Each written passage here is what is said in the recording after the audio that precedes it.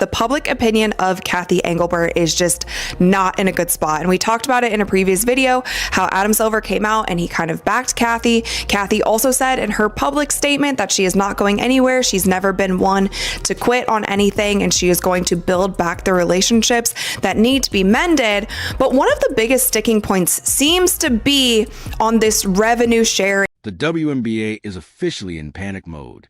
Sponsors are slamming the brakes. Executives are frozen. Phones are ringing at 3 a.m. And it all traces back to one explosive issue, the Caitlin Clark fallout. Now, millions of dollars are reportedly hanging in the balance. Sponsors aren't just asking questions anymore. They're demanding answers, accountability, and in some cases, refunds. What started as league drama has spiraled into a full-blown crisis. Before we break down how this meltdown began, why sponsors are furious, and how panic is spreading throughout the league, make sure to hit that like button, subscribe, and let's dive straight into this unbelievable situation.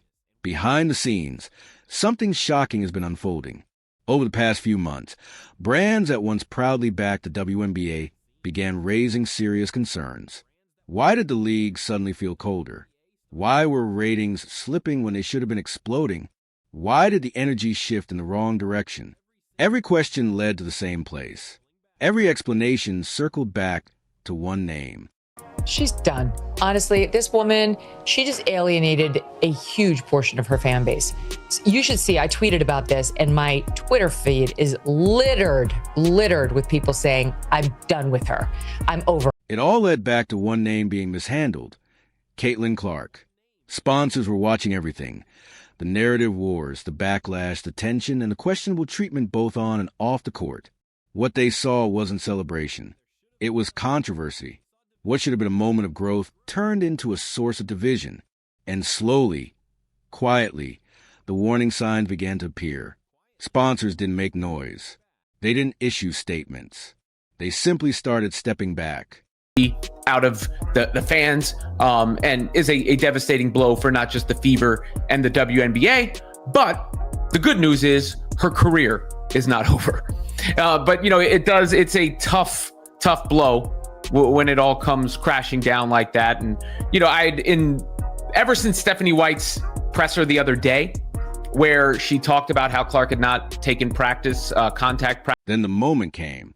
One major sponsor made a single call, just one. We need to reconsider our investment. And like dominoes, everything started to fall. Not hundreds pulling out, but dozens suddenly hesitating, asking for meetings, demanding transparency, pressing for numbers, clarity, and guarantees. You know what the WNBA felt next?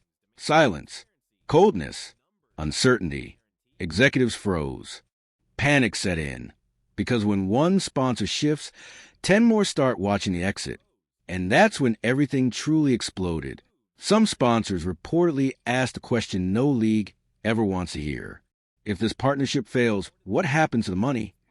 Refunds, renegotiations, buyouts. One word shook the room: refund. Millions of dollars were suddenly on the line, money the WNBA cannot afford to give back. Because refunds don't just mean losses. They mean debt. Picture executives staring at contracts at midnight. Picture frantic calls no one wants to make. Picture leadership trying to calm the fire while gasoline pours from the sky. This was no longer a PR issue. This was no longer just controversy. This was a financial crisis forming in real time. Our numbers, when people talked about at the beginning of the season, the high tide lifts all boats or whatever, basically, like if you buy into this, everybody is going to eat. Yet you had people fighting tooth and nail the entire season, not wanting it to be this way because other people weren't getting flowers, or she was getting too much attention, or she gets a special whistle, or I'm gonna check her off the ball here just because. And then her teammate cheers for her for throwing her on the ground. It didn't get better. And it's disappointing to me because it's not every player in the WNBA. And I'm sure that there are many players who are happy to have her in the league. And it's like, if it was my league and somebody was coming in and bringing millions of people, like, I would be excited about that, because you know what? That's a chance for me to impress millions of people who weren't watching. At the center of it all stood Caitlin Clark, the biggest draw, the biggest ratings booster, the most powerful moment maker the league has seen in years. Sponsors didn't walk away because of her. They panicked because she wasn't being used correctly, not protected, not promoted, not appreciated the way a generational star should be. Fans saw it. Brands saw it. The entire sports world saw it. Every time a new controversy surfaced, her name was attached to it.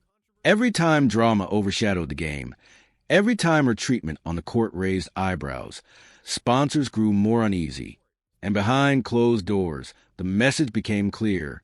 This isn't what we invested in. Adam Silver has been seeing this nonsense just like all of us, and he's actually called certain things out. He's called things out like, yeah, Kathy needs to work to have a better relationship with the players. He said that.